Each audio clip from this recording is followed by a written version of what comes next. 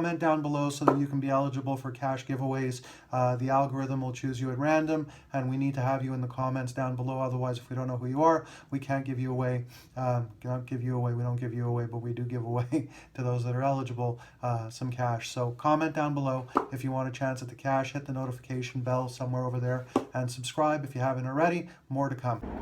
So today, what I want to talk about is confidence in your own self and the difference between lying to yourself and your, not just your SMMA business, any business, any type of affiliate marketing, or if you have an agency, anywhere where you're providing a product or a service. Because at the end of the day, and a lot of people don't realize this, or they don't want to admit it even though they actually do realize it, it's not about just believing that you're going to succeed and acting as if until you do, as they say. Really, the key to the whole thing is having the confidence that you're going to succeed and having enough confidence to actually be honest with yourself when you're weak at something or when you're pointing blame in another direction. And it's true to life. You know, to succeed in business is very similar.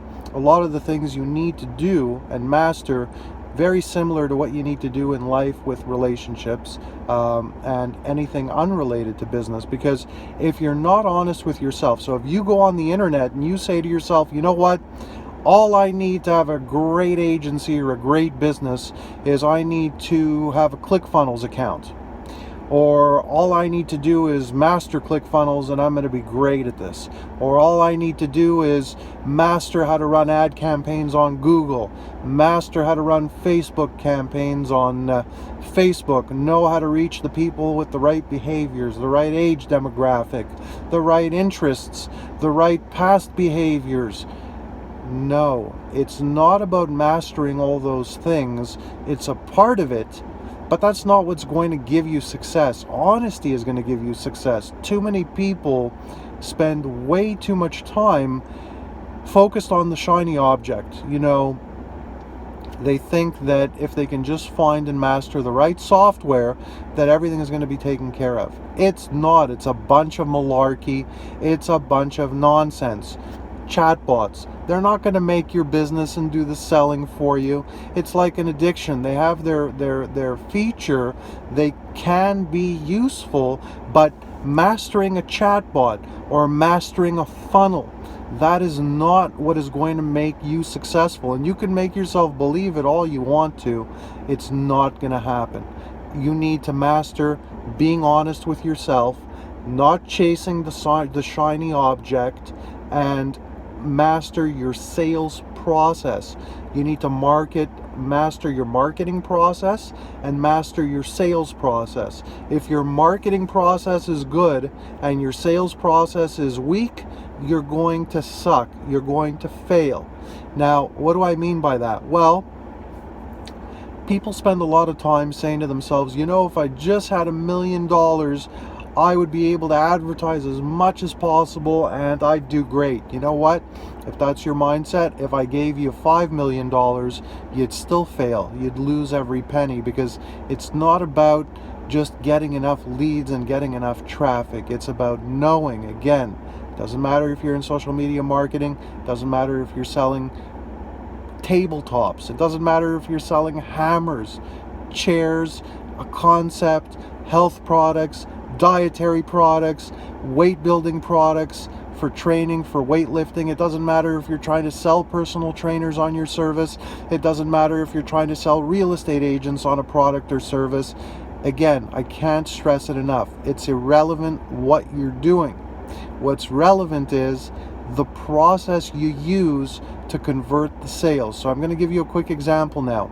Let's say that you have unlimited money and you thought that that was your whole problem to begin with. Fine. You now have unlimited money to generate traffic. So you generate traffic, you have a ton of leads. What are you going to do with them?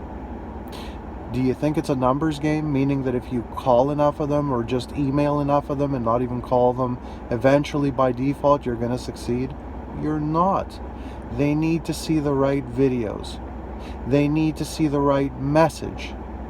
You then need to get on the phone or have a staff, and in the beginning it better be you, because having a staff will ensure you fail, because you need a deep understanding of how to sell.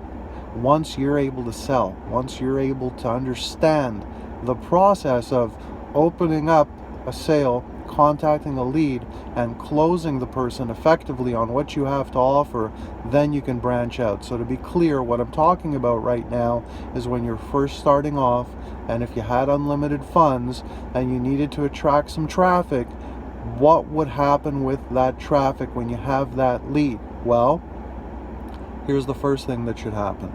When they respond to you, they need to get, yes, here's where automation matters. They need to get an automated message sent to them. You need to do that by email. You need to do that by phone, meaning in a text message.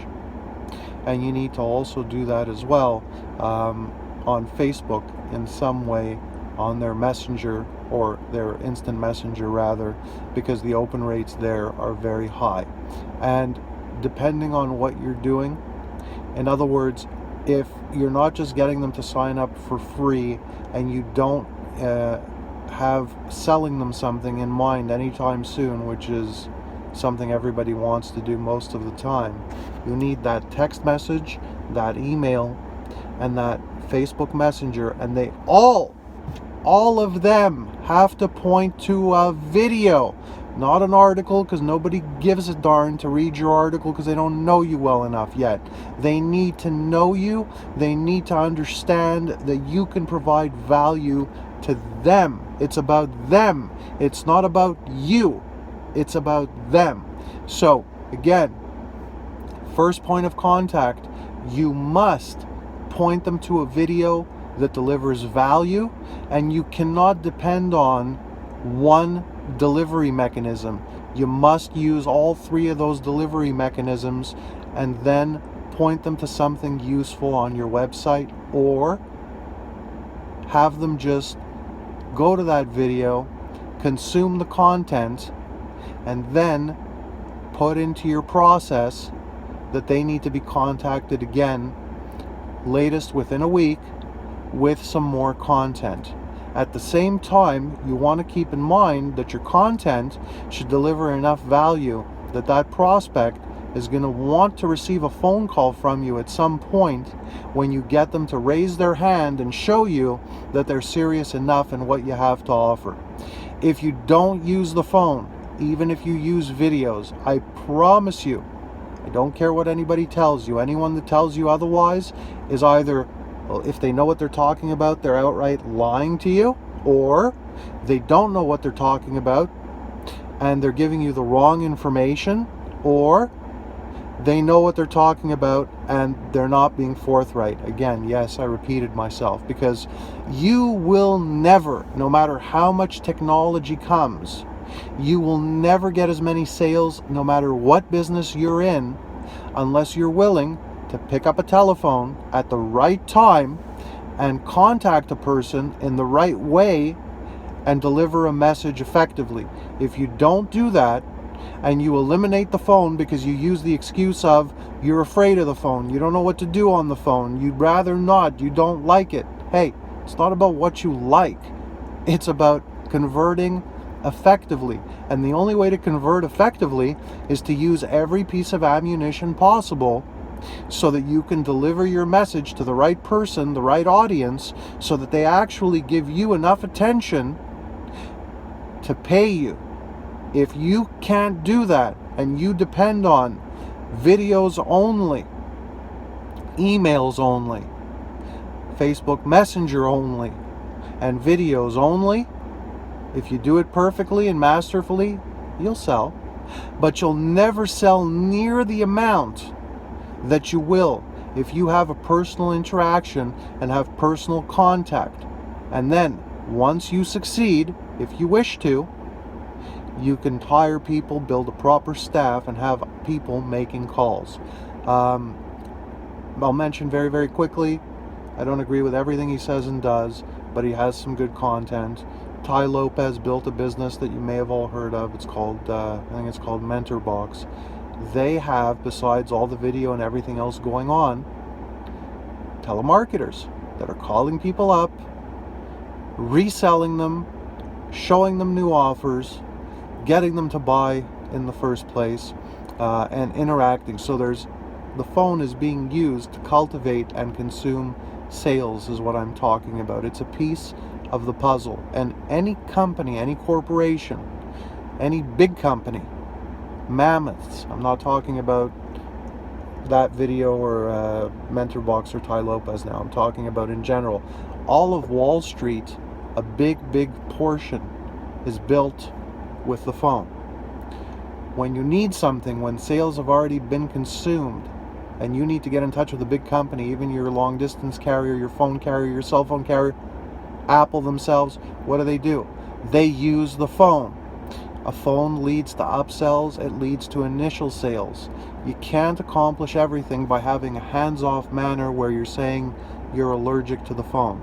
So you either have to eventually have someone else do it for you, or you need to learn how to do it. But selling itself is an art, and selling itself is done using a combination of tools. And the foundation of all those tools, everything before the internet came to fruition, before it existed, before the websites existed, before social media marketing existed, it existed in another form.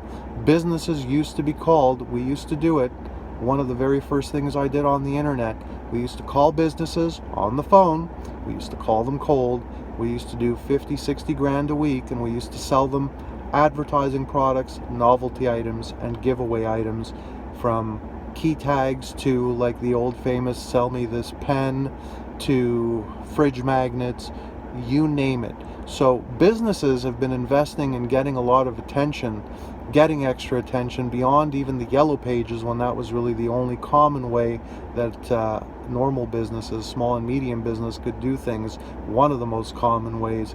They've been doing some type of social media marketing before social media existed. It's just packaged differently, because when you gave somebody a fridge magnet for their fridge, what was it for? It was for SMMA, social media. Nobody can coin that and say they invented it. They didn't. What was that fridge magnet for? It was so people could look at it and go, hey, what's that on your fridge? Oh yeah, I dealt with so-and-so. They came in and they fixed my television set. What's happening when that happens? People are being social. There's an interaction, and it's a social media medium. But it's more personal because you're right in the person's face. Technology, all it did is bridge the gap and give a different version of social media that was already out there, and media that was already out there. So remember, things that are new are not really new. They're just built off of things that came prior, and things evolve that way in most cases, including even your computer, which is just a walking, talking, dancing TV with millions of channels. So in short, that's all I got for today. Don't ignore the phone. Remember that you need to consume the sale. Remember that you need video. Remember that you need a few different delivery mechanisms. It's not going to be one that's going to do it for you. Have a great day. I'll see you on the next video.